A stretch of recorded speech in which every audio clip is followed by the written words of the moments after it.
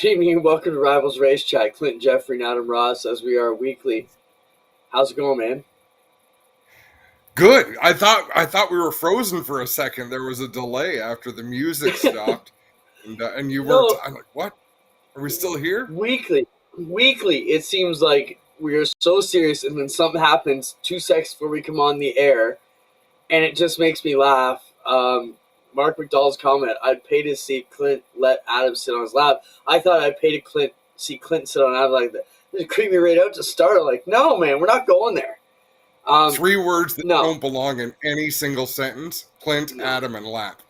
Just yeah, no. Um, I did just send Spencer a clip though. This is about as close. I don't know if you're ready, Spencer. That this is Adam-esque of me doing this to you, but I literally I literally just sent you a clip, and this is about as close to getting on Adam's lap as I want to. First off, we want to say it's not going to be all a uh-oh. clown show. It might be a little bit, but we had a busy weekend. We were Friday Osh weekend, Saturday at Brighton, Sunday morning. You and I had to take off to CTMP. This is us coming back. This is how Adam Ross eats French fries, people. I don't want to get my fingers greasy.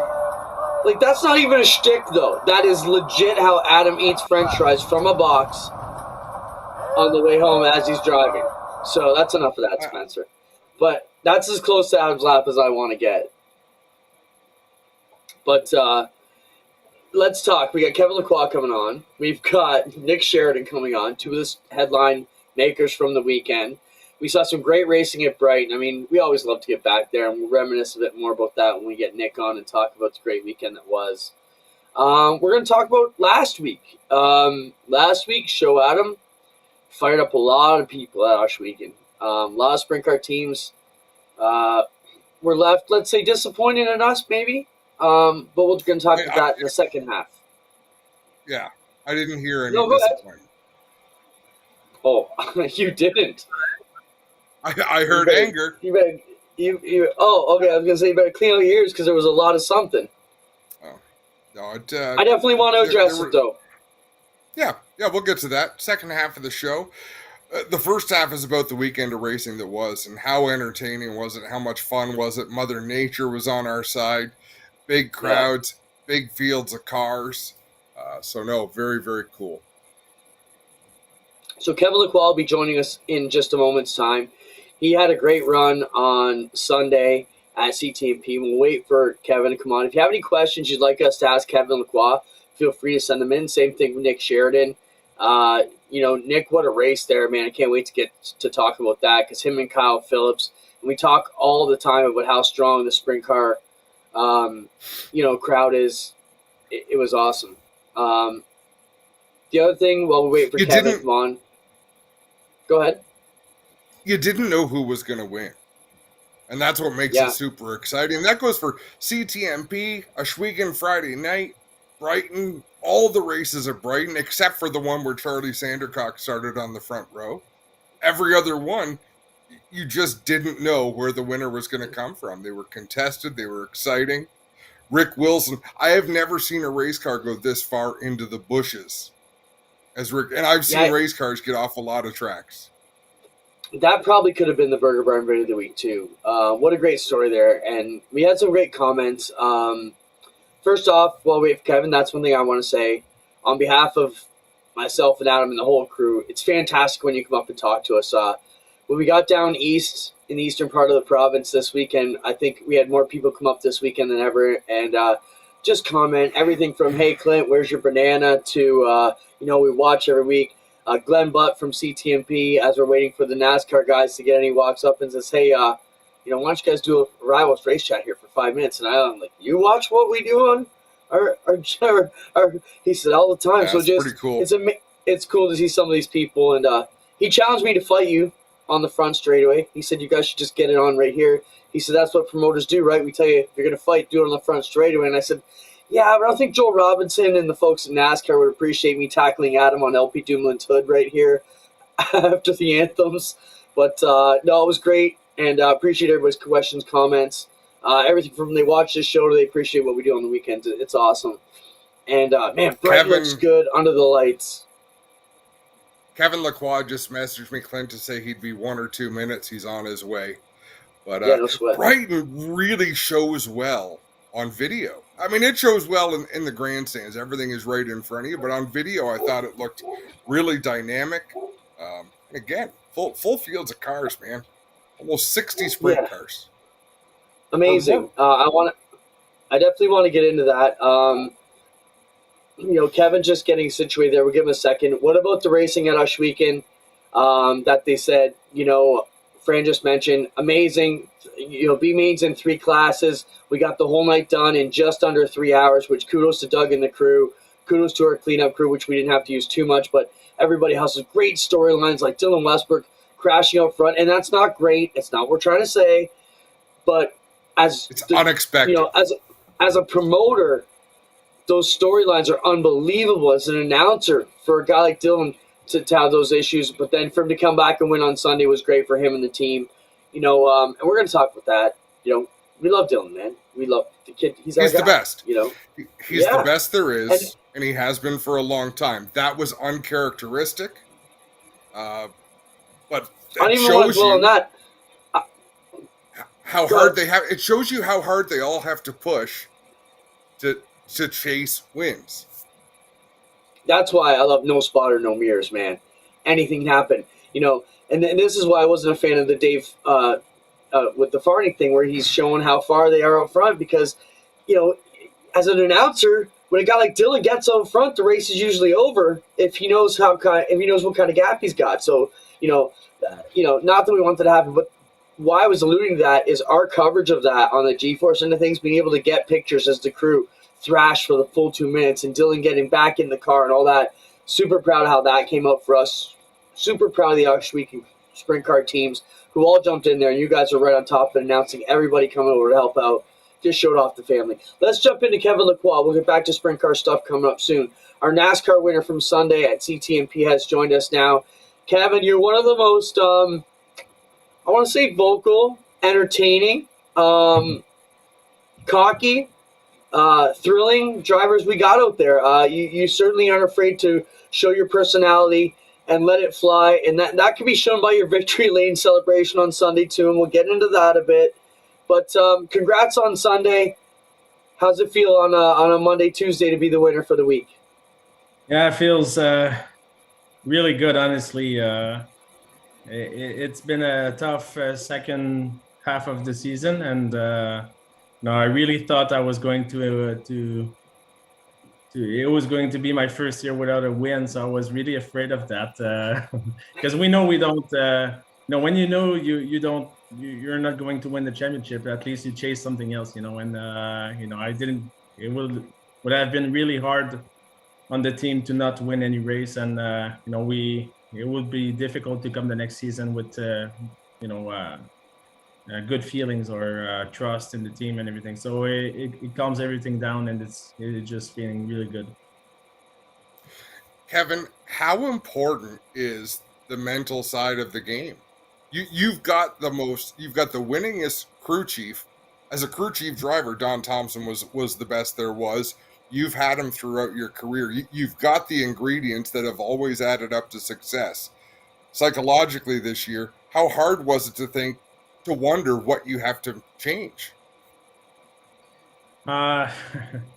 It's hard, It's if we look back throughout the year, the last few years, we've always been there, always been fast. I think I may have the most amount of wins or podium in a certain amount of years, but also the most amount of DNF. So as much as we've been really good, we've been really bad also on other aspects, and we need to bring everything up in one single season to make it happen, and stop having many good season and having one good season, and that also needs luck. But I think we try too much, and I told my Don and my father, like, hey, let's try a little bit less, because it seems like we put a lot of energy in there, and every time we break something on the car, like transmission, it's because it's a new transmission. So like, hey, let's do like the other teams, use the other the old stuff and try a little bit less hard, and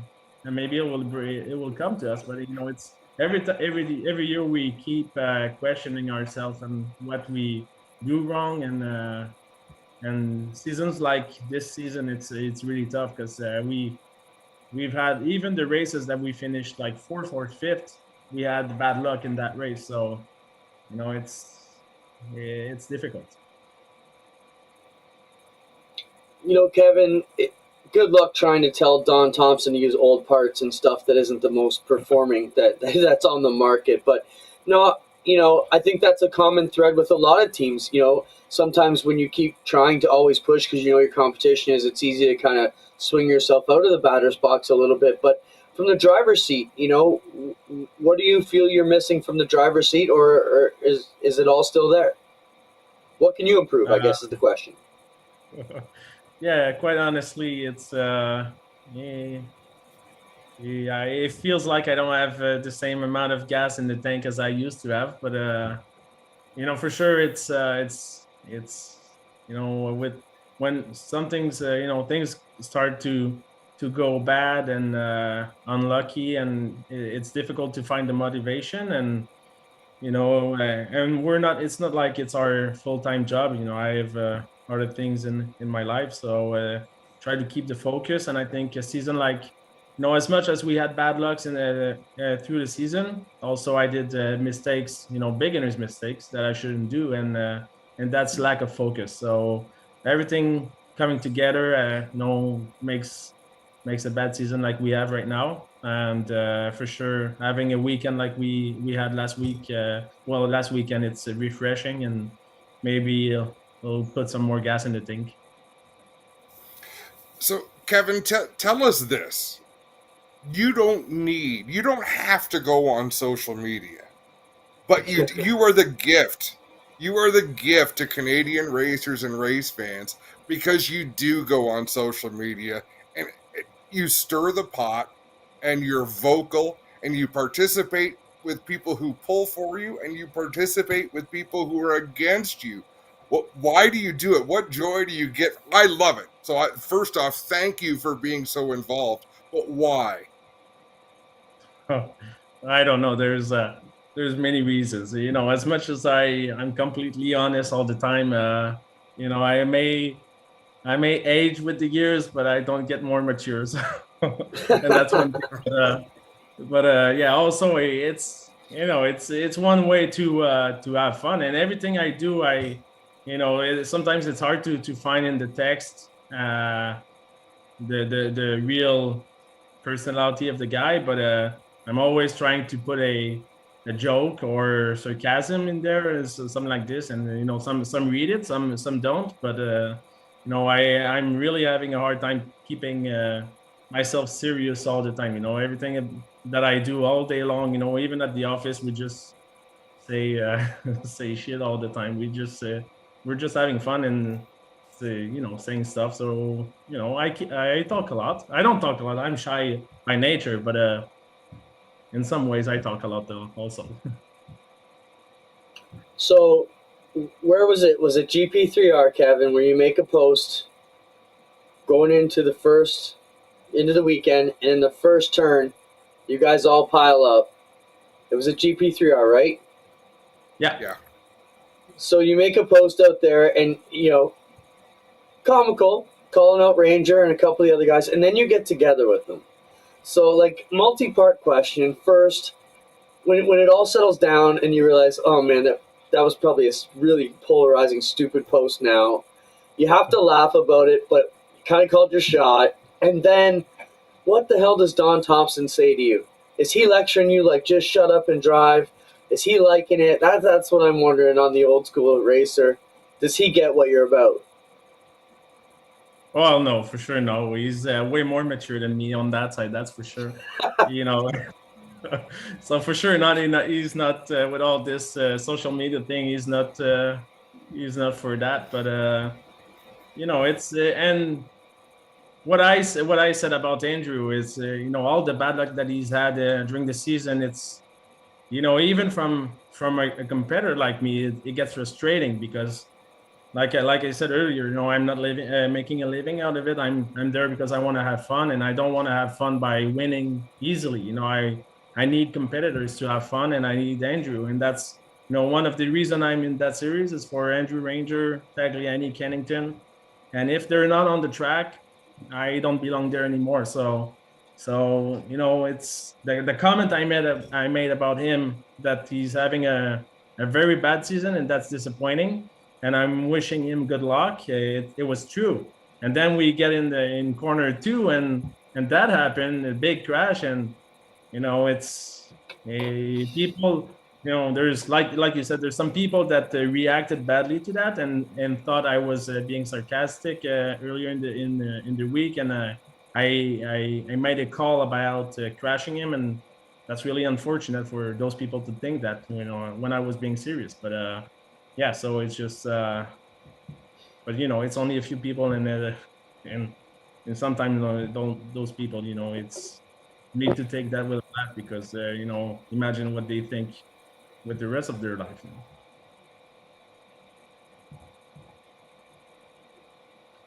Let's take a look at the finish, Adam, Kevin, from Sunday. Oh, then she got something else there, Adam. How soon after that accident at Trois Rivières did you talk to Andrew? Did you talk to him immediately, or did you let things cool a little? Well, it was kind of funny. First reaction I had, because I was a little bit above him, so I could see, and also he didn't have any body works anymore, so I could see through the car very well. So first reaction I had was to look at him through his rearview mirror, so try to get a catch of his eyes and get a first feel of his emotions. But yeah, so funny thing is we got in the same truck to go to the medical center. So I was kind of looking forward to that. But yeah, so first thing he says going in the truck is like saying with a big sarcasm, like, well, what happened this time? Like what the fuck you did, But so so I told him I didn't run out of brakes. I had no brake. The pedal was gone. And that's it. And then he just kept silent for the few minutes that we drove to the medical center. And then when we got out, we didn't say anything, and maybe he just processed the information. And then when we got out of the car, of the truck, he said, "Yeah, I imagined something happened like this because the hit was way too hard for a driver being too aggressive." So then I felt much better about him, trusting what I said.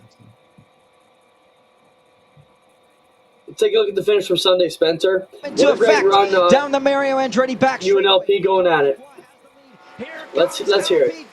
Look at the horsepower of that thing as they climb up the hill and heading underneath the Canadian Tire. That's where you lifted on purpose, right, Kevin? Yeah. Okay. So you wanted me to talk. Sorry about it. Spencer, no. That's fine. Spencer, back that up again, because nobody knows, because you said this to me off the microphone. But because I said to Kevin, what's going on? What were you expecting? And Kevin actually said, I lifted to force him to make a move. So Spencer, go back to the start of that clip. We actually don't see it because Kevin's leading the way. And then this would be about where you lifted off the throttle. What were you thinking, Kevin? Well, I knew he had way much more power than me. And I knew because I followed him earlier in the race. But I didn't know, and also with our mirrors, our mirrors are made really good to see wide, but not real. You don't see the depth of the distance very well in our mirror. So I knew he was going to come beside me, but didn't know how much. So I really wanted him beside me and not behind me. So I just, lifted just a little bit and just to make sure, and maybe too much because he almost got clear of me, on top of the hill right before we brake. We don't see it really well on the camera because we're face, and also it's after the hump. But right before we brake, going uphill where we don't see, is actually half a car ahead of me. So I was really afraid I lifted too much. But but yeah, I did lift. It's, to me, Kevin, I don't know if it's brilliant or if it's crazy. Sorry, but seeing all those finishes where the car behind routes the car ahead of them in 10, Kevin decides before turn 8 to take his chances side by side through those S's. Like, I just think it's either insanity or brilliance or a little of both, but congratulations, because it worked. Yeah, well, like you said, there's been some finishes, in the past that are brings doubt. I would say, I don't know how to say that in English, but and I've been part of that also, and I like the way we finished the race with LP. Just to bring this as an example that there's two cars involved, and the two drivers have the possibility to change the game. And it's you see me a few years back with Tagliani or Clute, trying to dive inside and get my them blocking, do the block, go full block mode and turn on me, and I'm the bad guy, the bad guy at that moment. And now we go side by side and we enter turn 9, and he pushes me like six car wide. We almost go in the pit lane because he's pushing way too hard. If I turn like Tagliani or Clute did, we crash, that's for sure. So and now I give him space, and if you think it's because LP was being nice to me, it's there's two people involved, so there's two drivers that can avoid the accident, and we just did that both together. LP, he could have stayed behind me and wait and crash me, in the last corner. He came side by side, and I could have turned on him on corner 9, and I didn't. So I think we both did a real good job to not crash. And I think it's just there's different scenarios through the years, and also different leaders taking a different decision to protect their position. And I think I did the right move by bringing LP side by side. My question, Kevin, is he was chasing you down for a little bit. I want to ask him two here, if that's okay. So the first one is, at what point did you realize, oh man, he's coming and he might get me before this is over? Oh, as soon as I saw that the little dot in my mirror was black and not yellow, I knew he was coming. That's for sure. He had so much more speed than me that I could feel it, I could see it, and I as soon as we took the restart, even like the second last restart where I was I believe fifth and him seventh, I really got aggressive, jumped on the throttle to make the passes as quick as possible, because I knew that at the end the fight would be between me and him. So if I take less time to overtake people than him, I have a better chances. So I really, I was just, even when I was leading, I was watching the Tagliani, the yellow dot, but I knew that I was expecting a black dot sometime, and when that happened, it was scary.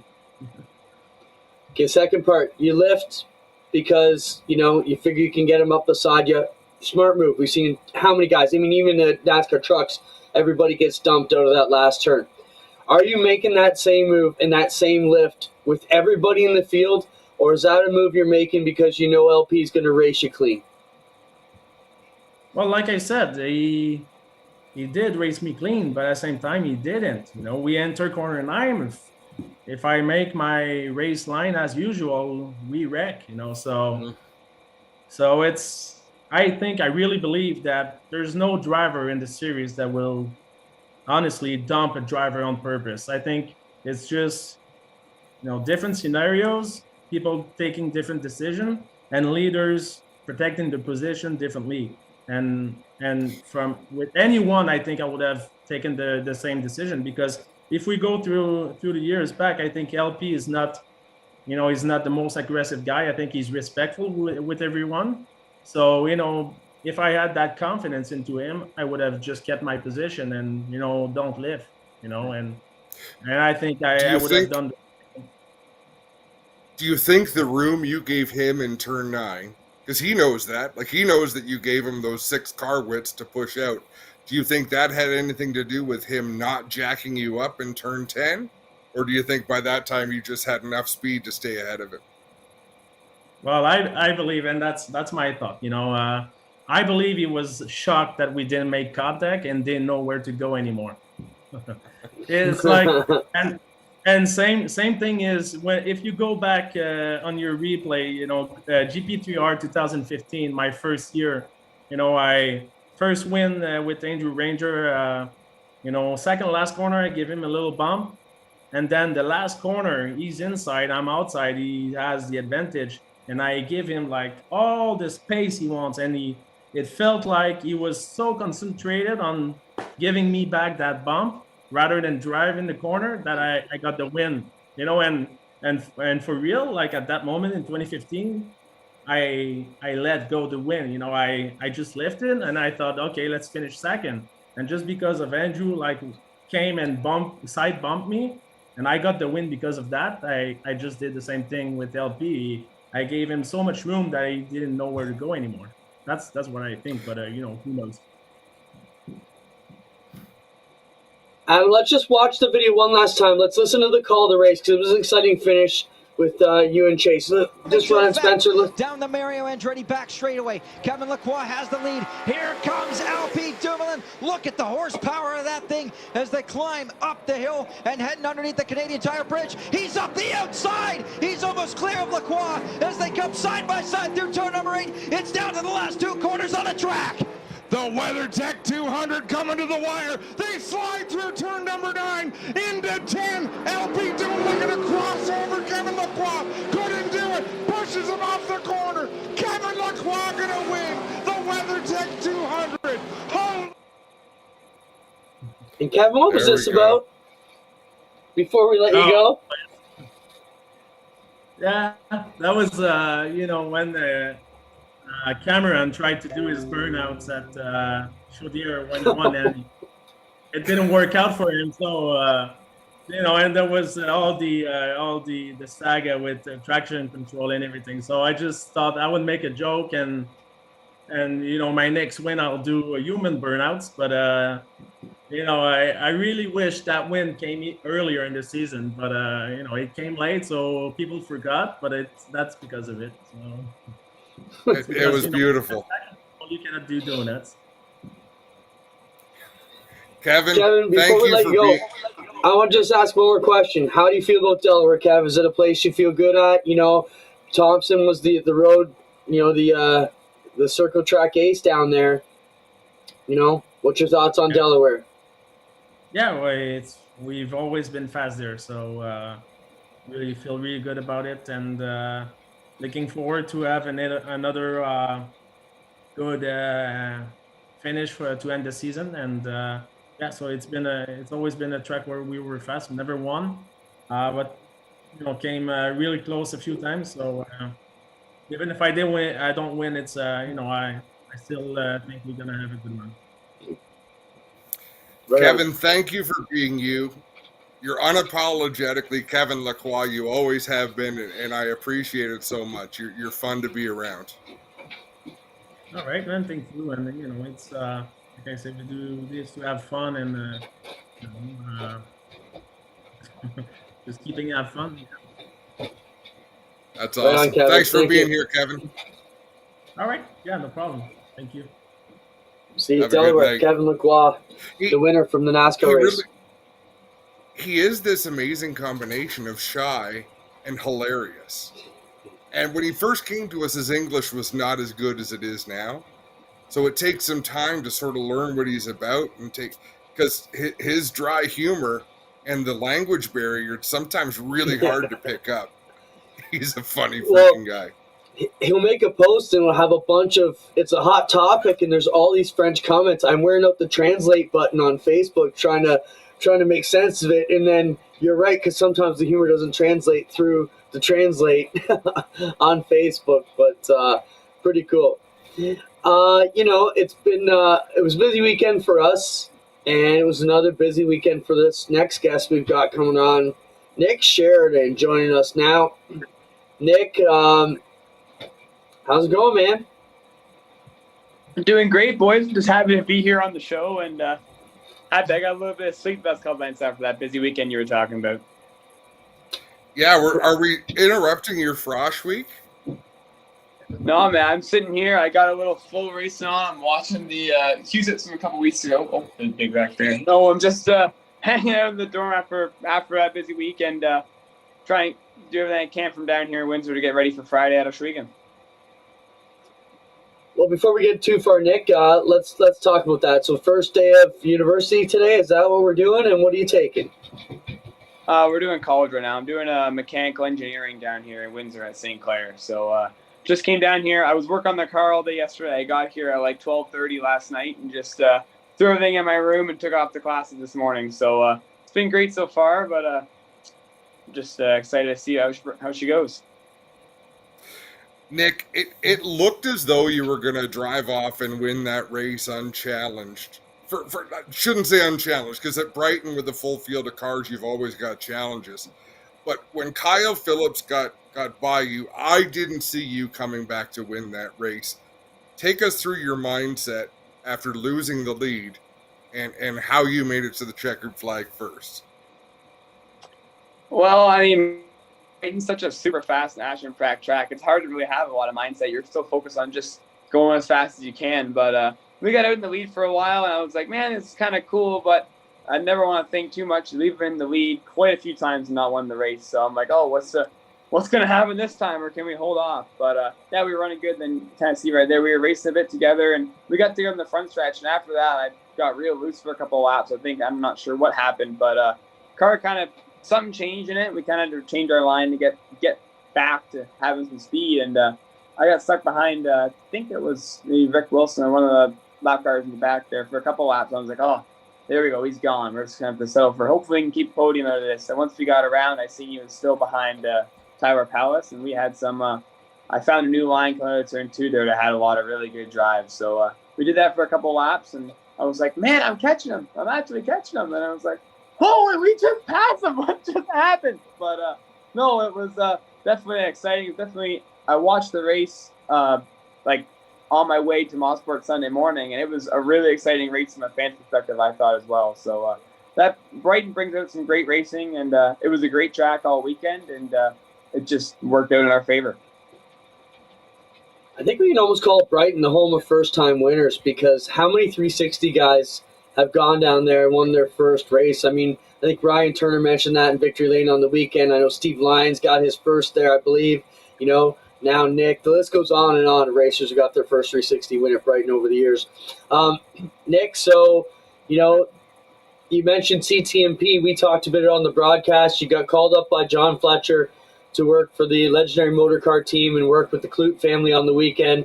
So busy weekend, you had to race Friday at Oshweekend, then hustle off to Brighton, and then you race as a crew chief on Sunday morning. Talk about that experience and what it's like to be a NASCAR crew chief, and then run back to your sprint car Sunday night. It's busy. It's a heck of a weekend when you do it, but it all started with Friday. Like, we raced Friday, and that was busy. I got back to the room I was staying at there about 2 in the morning, and took off 6 in the morning Saturday, and then back to Brighton, back there and back. So it's busy. I really enjoy racing cars. I like working on them just as much. So I was really happy to give those legendary guys a hand, and they were very accommodating to me racing the other days. And John Fletcher really helped me out, making sure I got out of there on time and got back. And they were just great to work with. So that was a lot of fun being there. You don't really watch a lot of racing there at Mosport. You can't see anything from the pit road, but we worked hard, and it was a great weekend there. And I'm so very thankful to have the guys I had with me, with my dad and Jakey, my brother, and my buddy Tate. I wouldn't be able to do it without them being there, work on the car at Brighton all day. So it was definitely kind of something new. I don't think they've ever really worked on the car with me being there, but they did an amazing job, and it really showed how well we all did and how hard they worked on the weekend. Nick, how tough a season has this season been for you emotionally or mentally? Because it did not start out the way you would have wanted it. Engine troubles knocked you out of some races. You didn't get to attend some races. So how big is this win leading into this off season for you?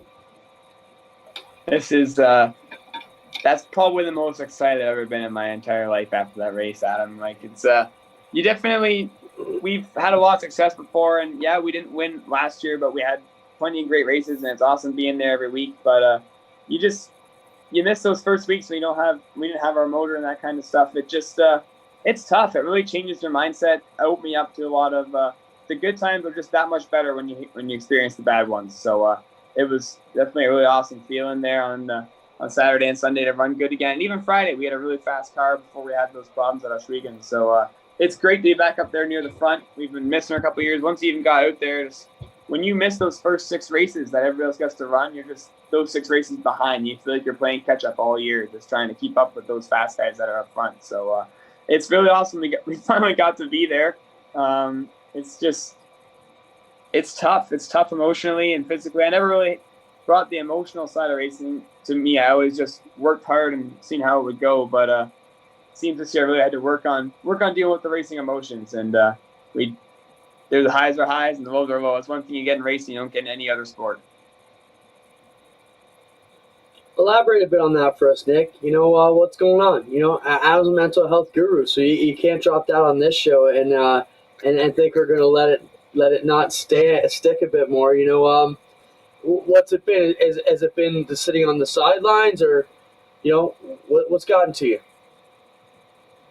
You guys are just prying stuff out of me here. It's the first time I've ever had this, but it's tough emotionally to seeing people like my plan for this year. I love racing for championships. I love being able to finish top 5 and go home happy because you had a good points day. That's what makes me happy. And once we weren't racing for any championships this year, so that makes it tough.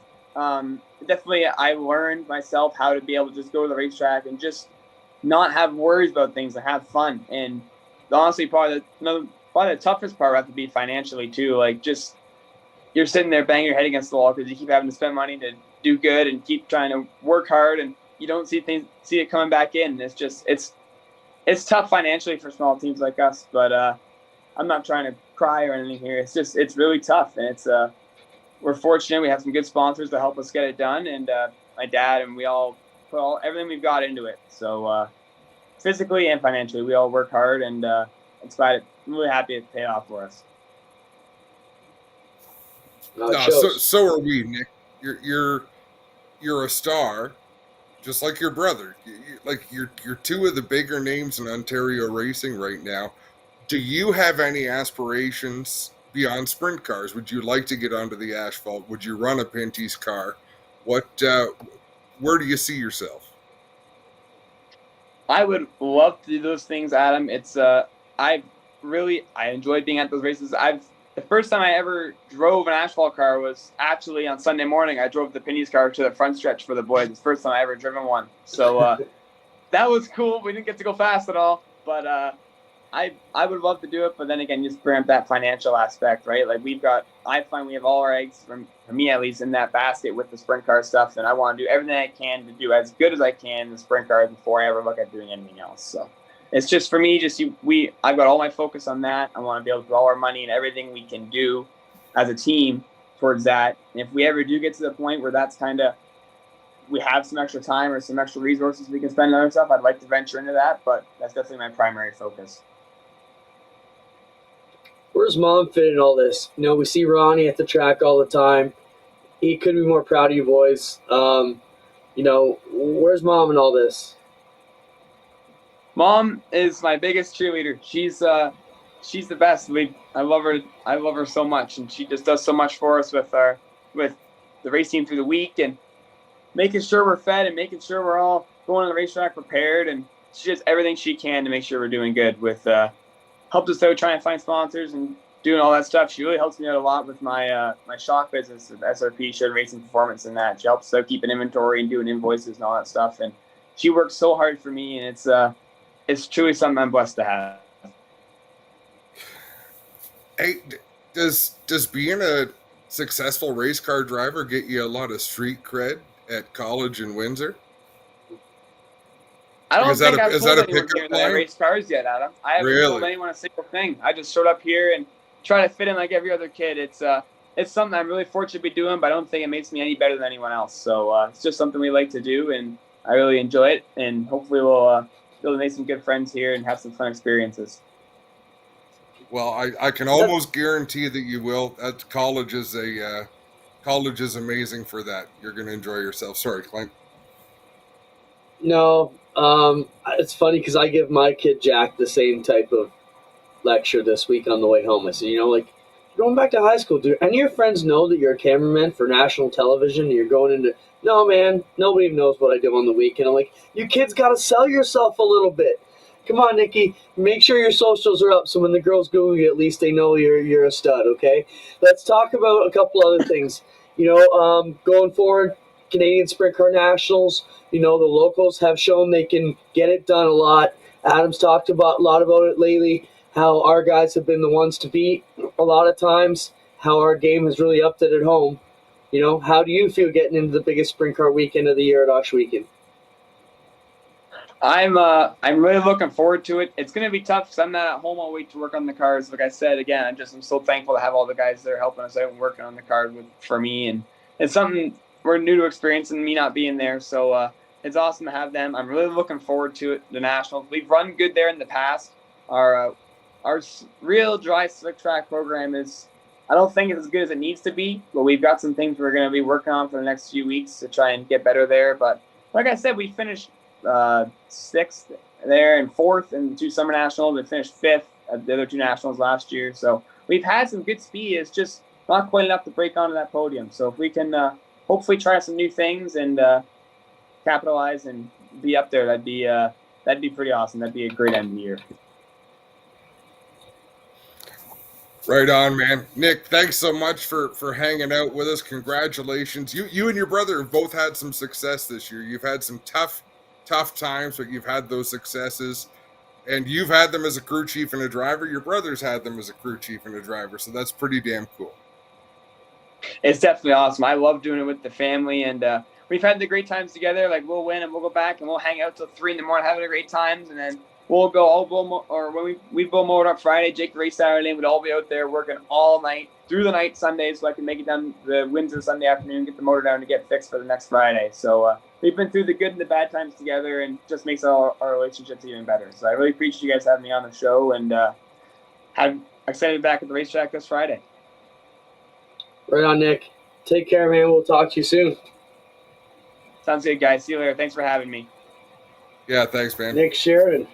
He was a 14-year-old rookie who went on to win the crate championship that year, and before the pandemic came back, and just great future of the sport. When you see these young kids coming up, we talk about a lot about how great things are going to be with all these young, awesome kids. We'd be in trouble if everybody was 55 and 60 years old in this deal, but some of our best characters are 18 to 25 right now. Wow. Even if their parents and their crew members don't like us at the moment. Well, we're going to talk about last week in just a second, but just to answer a couple questions, yes, we do have banquet information from Osh Weekend, so let me get some Osh Weekend news out there. It just came out this afternoon that we will be adding the mini stocks and straight stocks to the Friday night portion of the the Northern Sprint Car Nationals. We've changed that this year. The Northern Sprint Car Nationals weekend. So with that happening, it's going to be awesome, man. The stock car class has been so awesome at Rush Weekend. Everybody else is pretty much done except for Apple Fest coming up the weekend after. We figured why not add them to the card and put out a show. So we might have had to reschedule the late models. They couldn't make that work because of conflict with Buxton and Ransomville that weekend. So we decided that let's get the mini stocks and thunder stocks on there. And excited, $1,000 to win each class on the Friday for one last kick. Non-points, just for the dough. So it'll be 2 qualifiers and no B main. It's going to be a wild show there. Make sure you come out and check that out. Also, the Northern Sprint Car Nationals kicks off September 15th and 16th. That's not this weekend, the weekend after. Camping can be found on the website. If you want to buy camping or tickets, you can find it at oshweekendspeedway.ca. And Adam, it's going to be great. The second Northern Crate Nationals, what a turnout of cars at Brighton this weekend. We had 27 and 26. The guys from the East have really built themselves up to be a force to be reckoned with. They're leading the national point standings right now. Coming home to the West, it's going to be awesome the last 4 races out of Weekend in Humberstone. Couldn't agree more. It's going to be a wild finish. Before we move to our next topic, Clinton, I do want to give a big congratulations to Sunset Speedway. Their Alan Lankin Cup on the weekend, 41 mini stocks. Very, very cool. A successfully run program. that's a class that really hasn't had a lot of big buzz. Like, there haven't been a lot of events that really knocked it out of the park. This one was for a great cause, a great purse, and they did a great job with it. Did you see what they announced today, the ringer? Yeah, that's kind of a neat. I wish they were better at putting out results, because all I heard was there was 41 cars. I think I saw somewhere who won the race. It slips my mind now, but I wish it was easier to get results from there. I'm sure they're listening. We'll work it out. Yeah, they got a new race now, say the ringer. So it's a mini stock race on Velocity weekend. It's kind of neat, but anybody but your regular mini stock driver. So they're asking ringers to come back and have mini stock fun. Kind of neat concept. Check it out, Sunset Speedway, if you want to see that. What else? Banquets. Yes, banquet tickets just came out today. They went to the printer. We'll have them ready for Thursday and Friday for the banquets, for both micro sprints and the Friday night stuff rush. We can show those, Spencer, if you can. Banquet tickets come out today. Here's your micro sprint banquet details. Thursday, November 2nd, 2023. It will be at the ILA Iroquois Lacrosse Arena. Same spot as last year. Dinner at 6, awards at 7, socialize 8. Everybody gone by 9 because kiddies got to get back to school. So that's our Cool Kids Micro Sprint Banquet. And then our big banquet coming up a few weeks later. It will be at Carmen's Banquet Center in Hamilton. It's usually the Night of Champions. It'll be Friday, November 17th. And again, doors open at 5. Check it out. Tickets will be available at the Speedway this weekend. Warren, there is a name of list of entries for the Nationals. We'll have it out for you next week. We just started taking registration, so they've started filing. We do have some Quebec and New York drivers. Maybe if Doug's around, maybe he can send me a quick list, an overview. About last week. And thank you, Eric. Doug Butler won the Sunset Mini Stock race. You know, I don't even know where to start. So you and I, we have this talk every week. We spout off our opinions. Sometimes it's in jest. Sometimes we're serious. Mostly just trying to be entertaining and fun and get the news out there as best we can. You know, I wear a different role sometimes because, you know, I'm the manager of Rush Weekend. So I can't be as vocal or as free with my opinions as you can because, you know, because of that. But when I got to the track Friday and realized that everybody kind of took everything we said wrong last week, well, first off, I was brokenhearted. Let's not exaggerate. So some people took some of what we said, and you could have taken everything that I said. I want to frame it properly so it doesn't look like, again, we're talking about an entire group of sprint car drivers and crew people. So it's not the intention. Sorry, Clint, go ahead. I don't know whether you're helping my apology or making it worse. Probably making it worse. No, but I gotta get a few thoughts on it, man, because it bugged me. First off, there was a handful or more, 5 to 10 people at least were pissed off what we had to say, which is enough for me to feel, you know, out of place. You know, oh man, it's upsetting to think that we went into the weekend knowing people were pissed off, but a lot of things got taken out of context last week, and I just want to go by saying, you know, we respect the hell out of our sprint car drivers. Nobody puts our drivers in the forefront more than Adam and our team and our efforts and Greg and Spencer to uplift sprint car racing to the newest, best level. I was upset, but I was also pissed off by some of the guys who think that, you know, why am I giving up all my weekends to build things like the Action Sprinter? I don't get paid. I don't race a car. If you guys don't know why I do that, it's because I love the hell out of our guys and we respect what you guys do and we know how badass you guys are. So whatever we say on this, let's not forget that at our core, you guys are the best thing we got out there, and we know that. So, yeah, I was a bit brokenhearted, a bit pissed off. Come on, man. Since I became manager, we've done everything we can to get you guys national exposure. We got you on TSN coming up later this month. We got you on, you know, we started getting you live stream. Then we got you on Rev Live TV a few weeks. Then when that wasn't good enough, then we took you worldwide for G-Force. Now we're going back to Rev TV with nationwide coverage, rebroadcast at least 6 times a week. So if anybody thinks me and Adam don't respect the hell out of our sprint car field, you guys are sadly mistaken because we know what we got, and we're doing everything we can to uplift it to the next level. So that's my thing. The other thing Adam brought up a good point when we were driving back between CT and P is we've been in this game 26 years or more. And Adam said it best when he said, we've earned our opinions. You might not like what we got to say, but damn, we've earned a right to put them out there, you know? And the other thing that was said that was taken out of context was everybody's cheating. No, we didn't say everybody in the back 10's cheating. We said if there are cheaters, they are not the guys going through the tech barn every week. They are going to be guys in the back of the pack. So, you know, all you have to do is look at the work that was done by Dylan Westbrook's crew, Ryan Turner's crew. What a night they had. For those that don't know, got wrecked in the hot laps, blew up in the heat, started tailing the B, won the B, started 19th and came to 3rd, all because of the work of him and his crew. You know what I mean? It just, man, it's upsetting. It is, you know. But I don't know. Did I say too much, Adam? No. It was kind of like... I don't think so. I just want to be clear, as respectfully as I possibly can. I am not here to apologize. I'll explain. I had numerous conversations with people who were affected by my comments, and I have them person to person, and I try to keep them as respectful as possible. Because my role, now, another thing, my role on Friday night is to work for Ashwaubenon Speedway and be an announcer and help enhance the entertainment value of the product. And I do that by giving a lot of opinions within parameters, okay? Because I work for the racetrack. Tuesday nights, Clinton and I work for each other. We work for ourselves. This is an opinion show. So it is a different animal. I don't want people to be offended by what I say. That's not why I can't think of a time where I ever said something where I wanted to offend a person, except maybe Clint or Greg. But that was that being the goal.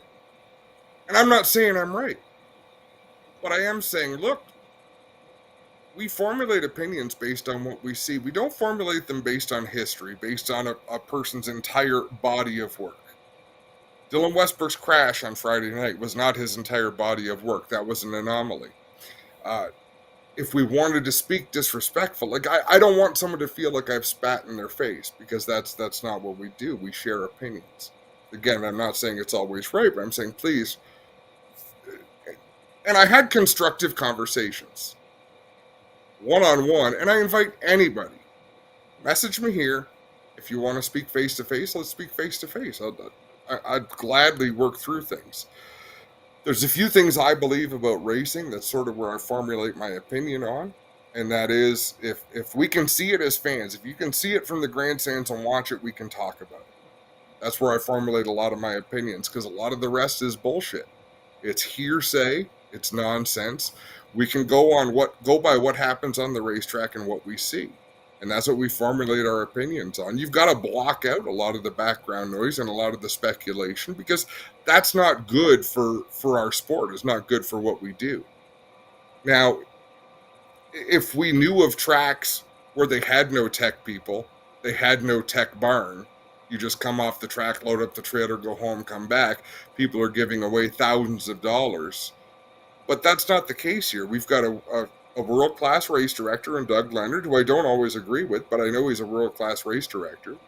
We've got great tech facilities. We've got great tech people. Is the system perfect? No, it's not perfect, but it's what we have to work with, and we'll formulate our opinions around that. So I am disappointed if people took comments that I made last Tuesday to define your son or your boyfriend or your husband or your driver, whatever the case may be. No, that's not the case. I'm observing the last few weeks of races and commenting based on that. The other thing I base it on is growing up to a racing dad. Clinton, I raced for many years, never once. I won my fair share of races and never went home thinking that's as good as we can do. We were always thinking of getting better. Always wanted to be faster. So, truth be told, if I'm sitting here, everyone who didn't win on a given night, you better be going home thinking, how can I beat that person next week? How can I get faster? And if you won this week, you better be going home thinking, how am I going to get faster for next week? Because they're all going to be onto something. Like this is the mindset. And I'm not going to apologize for the mindset that I grew up with because I've been working on it for 48 years. I'm also not going to say I'm perfect. But we're in a communication age, and it's very easy to get, as soon as someone fires a bit of venom, it's very easy to latch on to that, and pretty soon you've got a lynch mob. But by and large, if someone has an issue, I'm easy to find. I'm easy to message. Let's have a conversation. I promise I will listen. Now, one person I talked to did have a valid point and said our platform is a little bigger than most people. So we take our position of whatever this is, whether it's authority or whether it's notoriety. That's fair. I can't dispute that. But I can't apologize for that either. I can't apologize for, because when I started, I was there to write press releases and results in 1997. Now that we're here, it's taken a long time to get here. Here we are. Can't really apologize for that, but there is a point to be made there. That yeah, we do have the ear of a few people. So I'll respond to anyhow,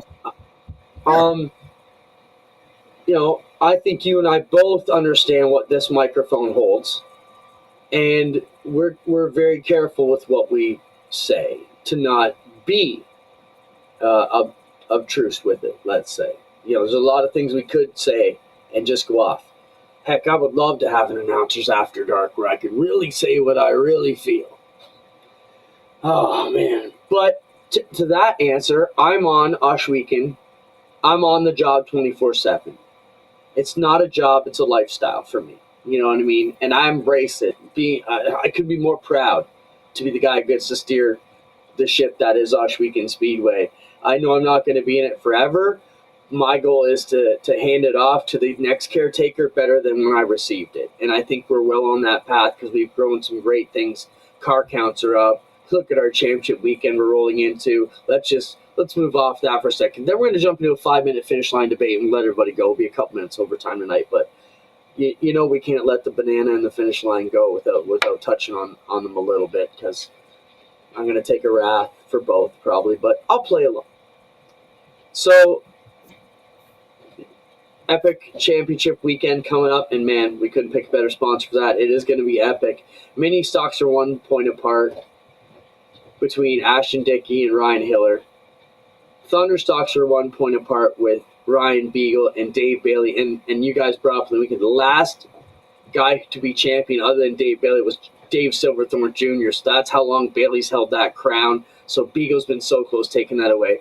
4 points separate Mac DeMann and Jesse Costa for the crate championship. And Mike Bowman's got 23 points over Ryan Turner, who had a hell of a save by his team. If they could grab that championship Friday, it'll be because of last Friday that they were able to do it. And the fact that they're even in the top 5 still in the running is because the amazing work his team did last week. Changed the motor in 15 minutes from the time it blew out to the time they had to roll out, which is just badass.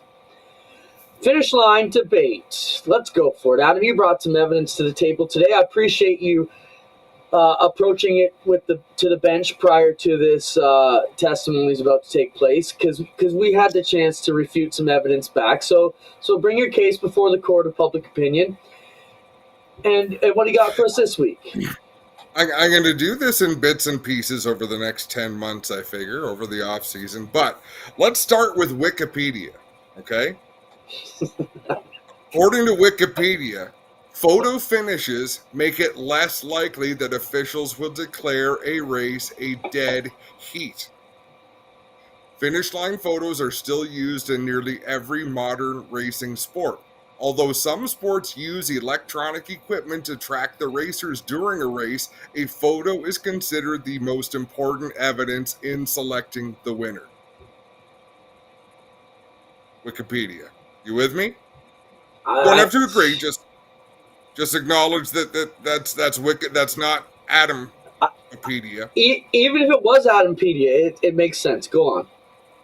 So here's something I found on why photo finishes came about and how it works. Photo finishes were first used to expose corruption in horse racing. And if you've seen a proper photo finish, and I don't know if you want to throw up what I sent or not. It doesn't matter. The photographs are almost eerie because they're taken by finish line cameras. They've become the defining images of the world's most dramatic races. Show the first one, Spencer. There you go. Go on, Adam. You'll see strange things. You'll see horses with things shaped in odd shapes. You'll see round straight spokes on a bicycle will have curves in them. And here's why. The objectivity of a photo finish comes down to a mind-bending switch of space and time. Think of a regular photo. It shows various location points at one instant. So if you take a picture of a car, you have the front of the car at one end, you have the back of the car at another end. But a photo finish is taken by a camera called a strip camera, and it shows the same location at various times. The switch means there can be no ambiguity between the position of the racers due to oblique viewing or the error of the naked eye. So instead of taking a picture of a car, it takes a picture of the finish line repeatedly, and the technology is now to the point where it can shoot that spot 10,000 times a second. The first Olympic, give me 60 seconds and I'll be done. The first Olympic use of the photo finish camera was in London, 1948, known as the Magic Eye. And this is interesting, it was the joint effort of Swiss timers Omega and the British Race Finish Recording Company. So the biggest campaigner of the photo finish was an engineer from Omega, a timing company, called Jean-Pierre Beauvais. And he describes the photo finish as a watershed in sports timing, the only true way to determine a winner that is ethical, objective, and free from manipulation. And it can break it down to 10,000ths of a second by photograph. Is that your argument? Now, that's some of the science behind it. I told you on our car ride, not to tell anybody this, but I'll admit it. I agree with you. A photo finish would be perfect if every car was absolutely created the same, absolutely identical. The transponder would be in a different spot. So show my photo finish, Spencer. First, the one without the line. So it would work if all of the horses, or whatever you're looking at, how's this going to work if the transponders are in different spots? So show my picture, Spencer. Forget there's a transponder. We can't. Just That's how we... Sure you can. No, it's how you time things. It's not how you score a finish. Spencer, where's my picture for my argument? Come on. Forget it. I love it when someone else is This is why I was pissed at him on Saturday. Because when I needed my microphone to back it up, it wasn't working.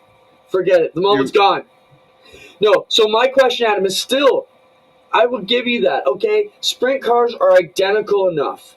The Thunder stocks and mini stocks worry the hell out of me. Let's push them aside. If we talk about sprint cars only, okay, we're getting closer to what you're asking for. Hoops are pretty much the same. Bars are pretty much the same. That's fine. We can judge the first maybe 1, 2. But are you asking me to photo finish the entire field of 30 cars? Yeah, of course you would. So when someone gets their timing and scoring, they would get their timing and scoring result, and they would get the thousandths of a second photo that shows where they were compared to anybody else. So it's as automated as timing and scoring. So you have to wrap your mind around it, but it doesn't. The shape of the car doesn't matter. The location of the transponder doesn't matter. Cycling explains it well, but cycling has an interesting point. In a cycling finish, it is the front point of the front tire where it passes the vertical plane of the finish line. So if you flip, but hold on, that's different though. That's different though, because the tire is the leading edge of that vessel, as I was calling them last week. Usually, but not always. If you come over doing an endo, the tire is. But that's a rule that you know, so you need to get the tire across. Same as our racing, you need to get the transponder across. It doesn't matter if your roof comes across first. You need the transponder. It's got to be the visual mark. So in swimming, Clinton, do they judge But your hold right on. hand or your left? Wait, no, you hold on. You're in a swimming race, breaststroke. Picture it. Do they score your left hand or your right hand? Which one has to touch the wall first? I don't know. Is it specific? Nope. Yeah, but what I'm saying is, in a car. Follow me. This is a moving up. Cars are solid. One piece of the car is going to cross the line first. Swimming is whatever part of your body touches that wall first, whether it's your freaking forehead, your left hand, or your right hand, doesn't matter. That's a moving. Cars are a lot easier to deal with because they're a solid piece. Like, you've got to untie your mind from the thought that transponder is your godsend, because it's not. It's a visual sport. Otherwise, people just take a picture of your computer screen that shows the results on it. I don't want to go on with this for much because I do it all winter. You're absolutely right, because as soon as we brought in transponders, we all lost interest in the sport. Nobody cares to watch the finishes anymore. It doesn't matter. We don't have a finish line. It's boring. We just go there to listen to the cars roar. Do you want to show the Merrittville finish? Who won that race? The one that was smart enough to run the outside. Well, that's rumors and speculation. That's a theory that needs to be tested or untested. Sure. That's maybe a challenge. Be that for as it someone may, else. if you and I both have a transponder on the tip of our nose and we're having a running race around Merrittville, I want the outside. Again, speculation and rumors. Let's move on from this one. I'm all about keeping this fight going. And here's some homework for you, Adam. You go find out what a strip camera costs and do a bit of research and find out what kind of budget we're talking about here. I'll give you that. So should I Google it? Stripper camera? If you could make this happen for under $3,000, we'll do it. How about that? Something reliable. I don't run racetracks, Clinton. I run my mouth. Yeah, we know. We have all heard it. It's been a fun conversation, and I have more people stop me. And Kevin is right. I've had more people stop me and talk about this, right on my side or not. In fact, I shared the message I got with you, Clinton, with a fan who opened with, "I am not a fan of yours," but it was one of the best messages I have ever received. It was cool. And I get, folks, some people are getting a little irritable about it, but there has been no clear-cut winner or loser. But you're right. As long as the camera's focused straight across the track, as long as the camera can be slowed down to as many frames per second as possible, it will do the trick. No, I think you need that strip camera with the line on there. Alvers, you're absolutely right. Friday to Sunday. Tuesday nights, we're an opinion show. So I will not be quiet. I don't talk about this on Friday, Saturday, and Sunday. That's too funny. This Friday, Rush weekend, it's the lone broadcast we've got on the go. Spencer, did you fall asleep? Yo, Goose, talk to me. I think he left us. We're free flying now. Oh, he woke up. Spencer, can you put the hot dogs down. Clinton's picture? Can you put Clinton's picture up to his argument? I sent him in an email. Who emails?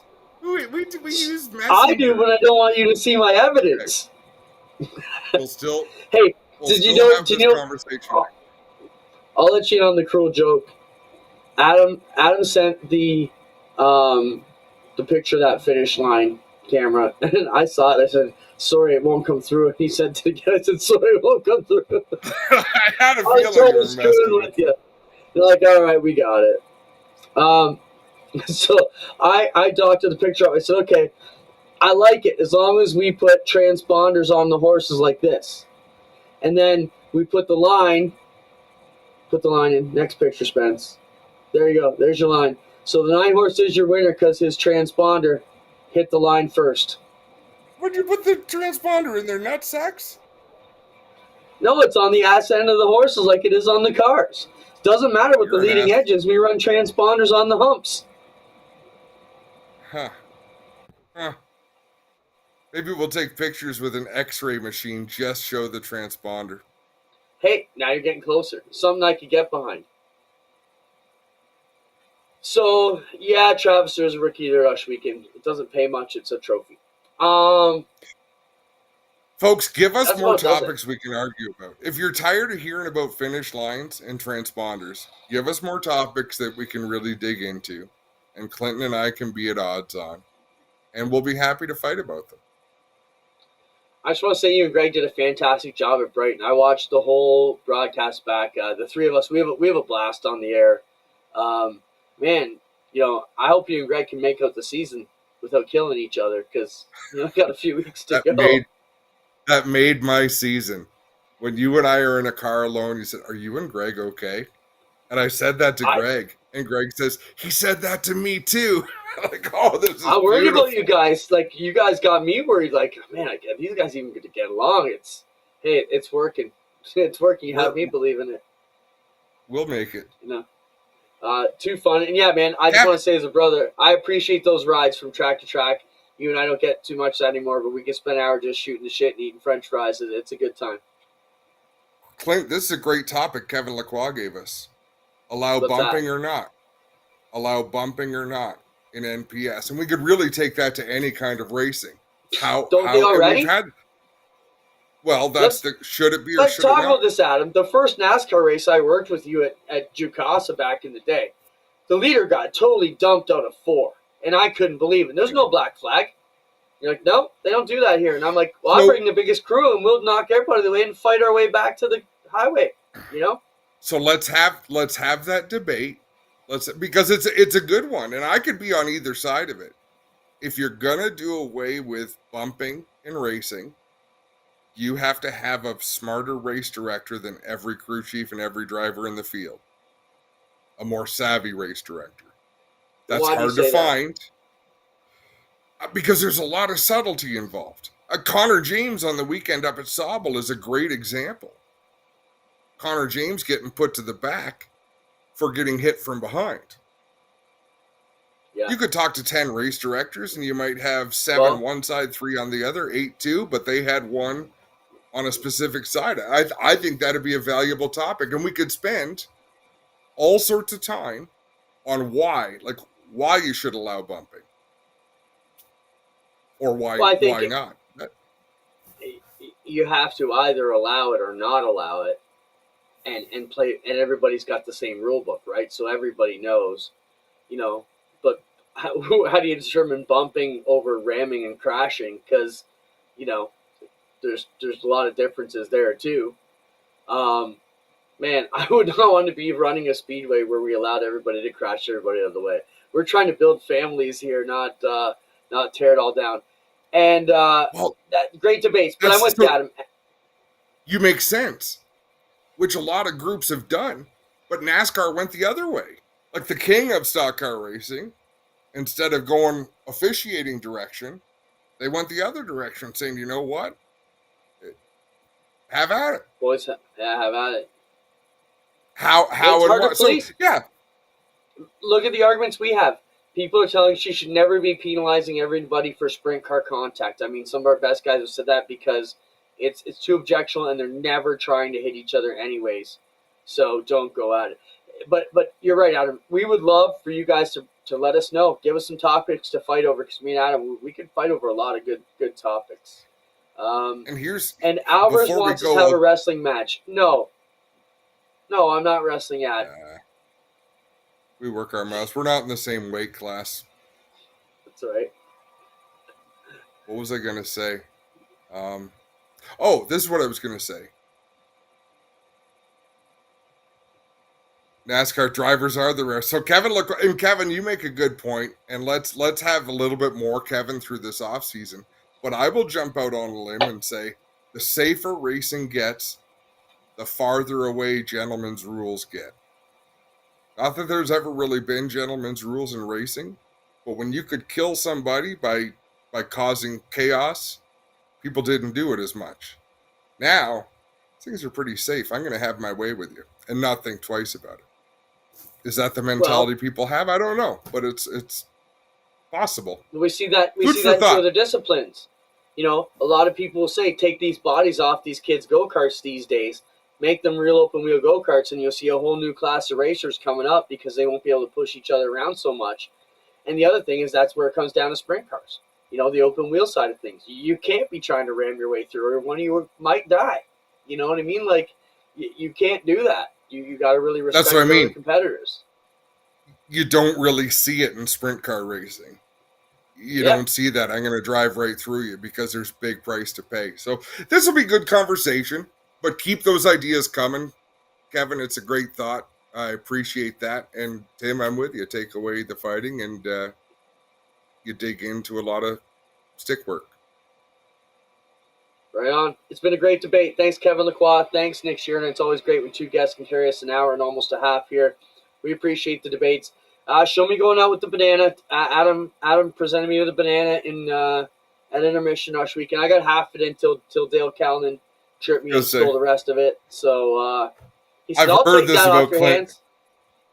He bails out at half banana. That's all right. Good one. Hey, good all talk. Right, everybody. Good debate. Thanks, Spencer. Thanks for the crew. Great work on the long weekend. If you didn't check it out, Friday is weekend broadcast still up. Saturday and Sunday from Brighton still up. Go to Flow to catch Kevin win the CTMP race. And that'll do it for us. Don't forget, we're on Rev, 9 o'clock tomorrow with our weekend event. Spencer, it's our weekend this week, right? Our weekend for Friday. What a wild night that was. Make sure you check it out. Lots of behind-the-show coverage. Behind-the-scenes coverage, sorry. Make sure you check that out. And that'll be 9 o'clock on Rev TV, coast to coast tomorrow. We'll see you Friday at our weekend. That's our lone broadcast for the weekend. And then it's the Canadian end of things as we wrap up the season, Adam. So many great things. You've got the Delaware 200 coming up. They still call that the Great Canadian Weekend, Great Canadian 200. We got the sheet for that today. It was the fall brawl, wasn't it? Or is that not the case anymore? Yeah, I could be wrong. I should be looking that up ahead of time. No, it's a Great Canadian Race Weekend. Yep, got that email today. And, of course, Northern Sprint Car Nationals, the Northern Crate Nationals coming up next weekend. Then we're off to Delaware. Then we're at Humberstone. Then we're at Peterborough for Out in Color. So, going to be awesome. Yep. Thanks, everybody. It was a good, see you soon. Good show. Ciao, bye.